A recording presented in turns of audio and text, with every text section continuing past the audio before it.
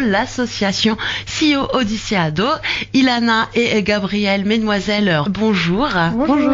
Ainsi que l'association Partir Offrir, représentée par le président, monsieur Grabert Pascal, bonjour. Bonjour.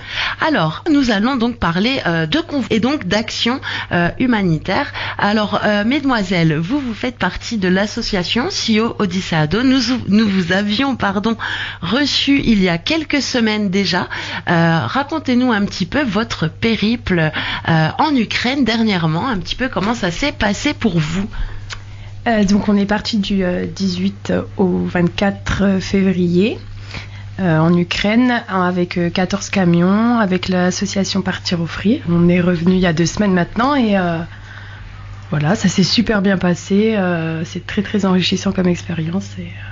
Première surprise, je pense, ça a été la fatigue d'être en voiture pendant autant d'heures, autant de jours, et en tant que passagère qui ne conduit pas, c'était difficile même pour moi, mais c'était une expérience incroyable de découvrir un pays, ses architectures, par exemple le nombre d'églises impressionnant, les voitures toutes colorées comparées à celles qu'on a en France qui sont toutes grises et blanches.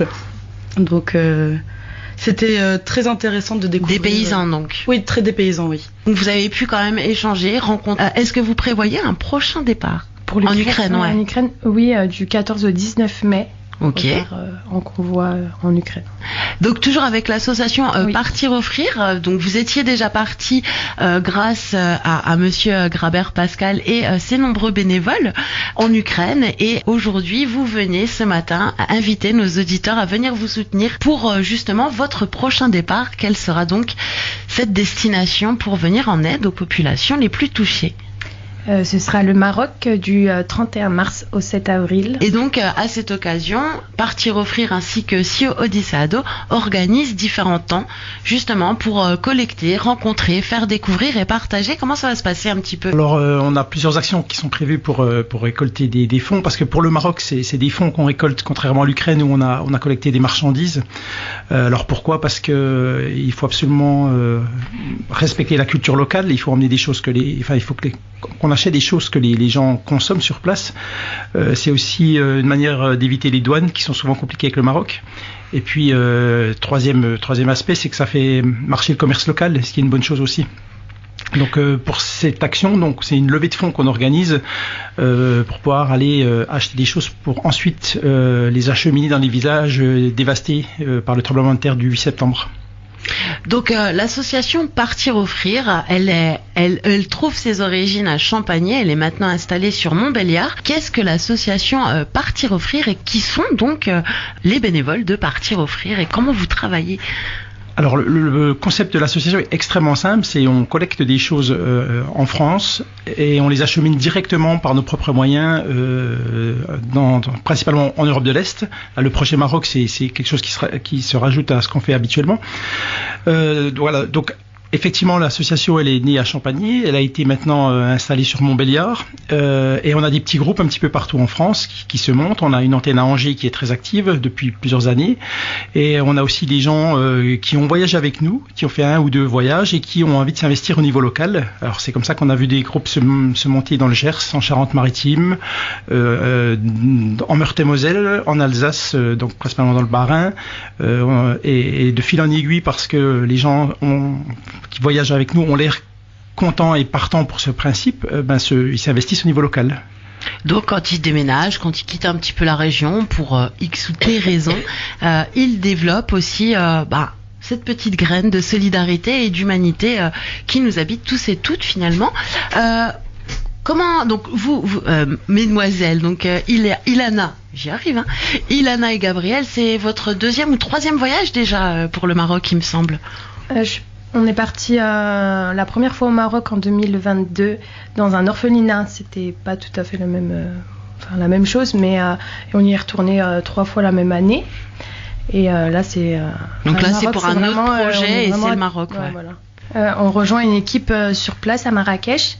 Et on va, avec les dons qu'on aura collectés, à travers d'ailleurs des événements qu'on va mettre en place, on va pouvoir acheter des produits de première nécessité, de la nourriture, qu'on va pouvoir acheminer dans les différents villages les plus reculés et les moins accessibles en tout cas. Vous faites des collectes de fonds justement parce que, comme l'expliquait Pascal, c'est un petit peu compliqué. C'est justement pour respecter aussi la localité et le commerce local au Maroc. Quels sont ces différents événements ? Donc on est en train d'organiser un repas caritatif au restaurant de la place à Vaugecourt vendredi soir à partir de 19h où on pourra faire il y aura quelques photos exposées de notre convoi en Ukraine, des photos de Héloïse Pinto, Nicolas Joly et moi-même, et on va faire une rétrospective de ce qu'on a fait sur l'Ukraine et parler du prochain projet donc qui est le Maroc, donc projet avec Partir Offrir et Radical Aventure, et l'argent collecté lors de ce repas sera reversé directement lors de votre séjour. Oui, pour le séjour. Alors dans l'immédiat, notre champ d'action, reste l'Europe de l'Est et maintenant le Maroc. Mais en Europe de l'Est, on va déjà en Croatie, en Pologne, en Hongrie, en Roumanie très régulièrement depuis pas mal d'années. J'ai envie de dire, tout est envisageable à partir du moment où on a des contacts sur place et qu'on puisse parce que ce qui est très très important, c'est de pouvoir avoir des relais sur place. Là, par exemple, pour le Maroc. On ne peut pas faire ce projet sans avoir des gens sur place qui connaissent absolument bien les populations et qui vont eux nous emmener là où il y a les besoins. Donc on a vraiment besoin de ces personnes de confiance. Donc à partir de là, si on a des personnes de confiance ailleurs, pourquoi pas, j'ai envie de dire. Aucune porte ne se ferme. Par exemple, Radical Aventure, il travaille beaucoup avec le Népal. Je posais la question à Ilana et Gabriel il y a quelques semaines déjà. Est-ce que c'est justement compliqué de faire transiter, risqué, compliqué ? Vous parliez de la douane au Maroc. Est-ce qu'il faut justement adapter la manière de travailler ? Oui, alors on n'a pas d'autre choix que de s'adapter effectivement aux difficultés douanières, à tout ce qu'on peut rencontrer. Alors c'est vrai que pour l'Ukraine, la douane se passe relativement facilement. On passe un peu de temps parce que on est 14 camionnettes et c'est un peu long le temps de passer tout le monde, mais il n'y a pas vraiment de contrôle non plus aux frontières. On nous fait pas ouvrir les camions, on passe comme ça. C'est juste vraiment c'est beaucoup d'administratif en fait, de déclarations en amont et ensuite on passe assez facilement. Mais alors là pour le Maroc effectivement, c'est beaucoup plus compliqué parce que les douanes sont Ouais. Et puis, comme je disais un petit peu avant, il faut vraiment qu'on emmène des choses. Il faut que ce qu'on offre aux populations soit le plus pertinent. Par exemple, si au Maroc on mange pas de conserve, on va pas emmener des conserves. Ce serait pas C'est pas pertinent. C'est pas pertinent. Il faut vraiment qu'on soit au plus près de la population locale et de ses besoins. Pour venir en aide à une population, quelle qu'elle soit, vous parlez énormément de culture, de moyens, de besoins également. Voilà. Alors c'est vrai que alors si je reviens sur le Maroc, alors j'étais moi-même le soir du tremblement de terre quand il y a eu cette terrible secousse. On était sur un autre projet humanitaire avec une autre association qui s'appelle Alif et qui sont à Audincourt. Et que nous saluons également. Oui, exactement. Oui, très belle association. Et on s'est retrouvé vraiment au cœur de ce tremblement de terre. Donc on a eu vraiment à cœur de faire quelque chose par la suite. Et ce qui nous a beaucoup aidé dans notre réflexion, c'est les responsables de Radical Aventure, donc nos amis Anne-Catherine et Nicolas Roth, qui sont partis en road trip au Maroc au mois de décembre et qui se sont retrouvés justement dans ces zones très sinistrées, qui ont fait vraiment des contacts sur place. Ils ont pris le temps vraiment d'avoir des contacts fiables et des gens qui les ont emmenés sur place pour se rendre compte vraiment de la situation. Et voilà, à partir de là, quand on a ces personnes-là, on peut complètement adapter et puis faire en fonction de ça. Et c'est eux qui nous disent vraiment, qui nous impulsent la manière de faire. Et j'ai envie de dire, on se remet complètement à ces personnes sur place. C'est-à-dire, on n'a pas nous la prétention de dire, on souhaite. Vous aurez besoin de ça ou ça. Et... Voilà, c'est ça. On peut pas savoir nous comment sont composées les familles en difficulté, combien il y a d'enfants, combien le facteur humain. Voilà, ouais. C'est ça. Il y a eu déjà suffisamment de drames et de décès dans ces villages. Et donc là, on a vraiment besoin de gens sur place. Et les gens qu'on va soutenir font déjà ce travail régulièrement. Ils achètent sur place, ils vont dans les villages, ils connaissent tout à fait la population. Et en fait, ce qui fait que nous, on vient vraiment en soutien, quoi. C'est un soutien. En renfort. En renfort, oui. Vous qui êtes en contact et avec l'Ukraine et d'autres pays de l'Europe de l'Est ou encore avec le Maroc où vous vous rendez prochainement, donc, comment sont justement ces populations? Dans quel état d'esprit elles sont? Alors, si on revient à l'Ukraine, l'association a déjà organisé 9 convois en Ukraine depuis mai 2022. Donc, c'est vrai qu'on commence à avoir un peu des contacts aussi et puis être vraiment en contact de la population. Alors c'est variable, hein. Certaines personnes gardent un espoir fou de remporter cette guerre et d'autres disent on gagnera jamais cette guerre, ça devient trop compliqué. C'est vrai qu'il y a l'usure des 2 années de guerre qui devient très compliquée pour la population parce que c'est une économie de guerre sur place, donc les prix sont assez élevés, il manque des choses aussi, on trouve des choses mais pas de tout et beaucoup de gens dépendent vraiment de l'aide humanitaire, surtout dans les zones proches du front. Voilà. Et quant au Maroc, nos amis Anne-Catherine et Nicolas Roth disaient que les gens sont encore à déblayer un peu les gravats de maison parce qu'il y a pas mal de villages et ils sont encore en train à la brouette de retirer les gravats pour essayer de faire place nette. Et il y a énormément de gens qui vivent sous tente là-bas et on sait que les hivers peuvent être rudes aussi dans les montagnes marocaines. Donc voilà, c'est tout cet aspect. Mais là, on va plus le découvrir lors du prochain voyage, voilà. Oui, c'est ça, parce que vous n'êtes pas retourné depuis... Alors depuis le 8 septembre, de date où on s'est retrouvé de manière, par hasard, sur le tremblement de terre, vraiment. On était à peine arrivé sur place quand on a eu cette secousse terrible, quoi. Ok, et est-ce que vous appréhendez un petit peu? Alors il y a forcément une appréhension. Enfin, si le mot est juste, parce qu'effectivement, on ne sait pas trop ce qu'on va trouver. On a pas mal d'images quand même qui nous ont été rapportées.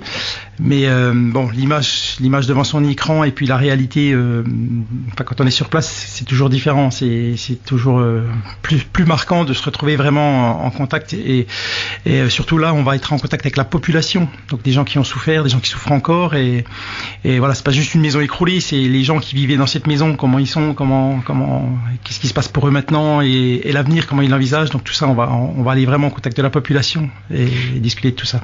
Vas-y. Pour ma part, qui suis extrêmement sensible, je suis très vite choquée et touchée par ce qui m'entoure. Et que ce soit quand on a été au Maroc dans l'orphelinat ou en Ukraine pour aider, il y a des images qui sont dures, même si d'apparence elles ne le sont pas. Par exemple, quand on est arrivé à la douane en Ukraine, on avait je pense une centaine de jeunes volontaires qui partaient s'entraîner pour la guerre, et de les voir de base, enfin c'est pas la guerre, hein, ils sont habillés normalement, mais de savoir qu'ils partent s'entraîner pour la guerre, c'est une image très dure. Et c'est là que j'ai eu d'ailleurs mes premières larmes, parce que ils nous faisaient des coucous et des signes de la main pour nous soutenir et nous remercier de venir les aider, car sur les camions il y a écrit en ukrainien qu'on est une aide humanitaire, on a des croix rouges, donc on est très reconnaissable quand on se déplace. Et d'avoir ce petit échange, il est fort en fait. Et que au Maroc aussi, quand on rencontre les personnes qui aident les enfants au quotidien, les gens qui nous aident quand par exemple on fait du stop pour se déplacer au Maroc, qui nous prennent en stop et qui nous remercient d'aider les personnes de leur pays, c'est toujours des choses qui sont marquantes, autant par la beauté du geste que par la difficulté de pourquoi on est là. Si malheureusement on est là parce qu'il y a besoin d'aide, parce que ces gens sont en difficulté. Donc c'est vraiment un rapport assez difficile à chaque fois, mais qui réaffirme un petit peu votre volonté, votre Totalement. Action et les besoins matériels et humains. Donc vous avez une soirée caritative. On rappelle la date. Le vendredi 15 mars, tir de 19. Et il faut réserver en appelant le 03 81 90 17 12. Donc c'est 35 € par personne. Et le samedi, on a une soirée présentation de notre convoi en Ukraine. Donc on a monté une petite vidéo assez courte de 30 minutes. Et on a, pareil, on va exposer quelques petites photos et parler du projet Maroc. Et ça ce sera à l'église ménonite de la Prairie, à Montbéliard, 3 routes de Grand Charmont. Et où on pourra, il y aura les personnes de Radical Aventure, de Partir Offrir et de l'Odyssée du Savoir, donc si Odyssée Ado. Et on va pouvoir échanger échanger avec les personnes et puis vous autoriser aussi à discuter avec les plus curieux et curieuses d'entre nous. Alors, est-ce que on peut vous suivre sur les réseaux? Il y a peut-être des cagnottes Litchi à disposition. Alors oui, on a un site internet qui a été récemment fait par Gabriel et Elena, d'ailleurs je tiens à les remercier en direct, où tout est expliqué, il y a un lien sur le RIB de l'association, donc les dons sont à mettre au nom de l'association évidemment, sont défiscalisables, hein, on fournit des reçus fiscaux pour les impôts de l'année suivante, et puis on a une page Facebook, Partir Offrir, qui est très active, où on met pas mal d'informations et voilà, on peut savoir un petit peu tout ce qui se passe au niveau de l'association et toutes nos actions. Oui, nous on essaye d'organiser des événements, mais tout est communiqué aussi sur nos réseaux sociaux, sur Facebook et sur Instagram. On est très très actifs sur Instagram. On rappelle votre Instagram éventuellement pour les plus connectés d'entre nos auditeurs. C'est Si Odyssée Ado, mais on le trouve au nom de l'Odyssée du Savoir. C'est plus pratique pour tout le monde. Et on a un site internet aussi. Tout peut être trouvé sur notre page Facebook. Et Radical Aventure a aussi un blog.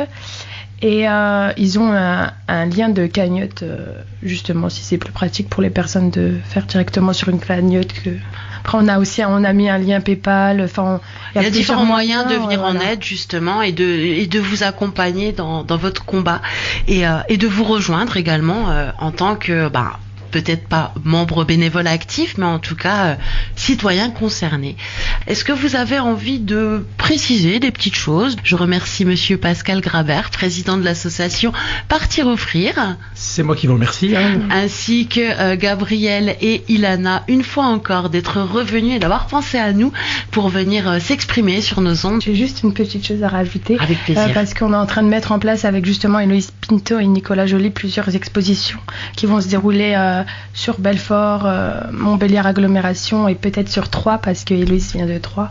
Donc pareil, ce sera sur nos réseaux sociaux pour suivre à peu près, des expositions que vous avez faites. Des expositions photos, avec sur vos différents des convois. Textes et des témoignages qu'on va mettre en avant sur notre convoi qu'on a fait en Ukraine. Vous avez des espaces où ça va se passer avec des dates ou pas encore? On n'a pas encore de date, mais on sait que la salle des passions du musée Bernier-Rossel, là on avait déjà fait une exposition sur le Maroc, peut-être à la bibliothèque universitaire de Belfort, on a pas mal de contacts, on va essayer de mettre tout bien organisé, donc il faudra suivre ça sur nos réseaux sociaux pour suivre tout ça. On pourra vendre quelques photos et encore une fois l'argent sera totalement reversé pour les convois humanitaires ou les prochaines. En tout cas, merci mesdemoiselles, monsieur, merci également et pour votre combat, votre implication humaine, ainsi que votre venue ce matin dans les studios de Radio Amitié.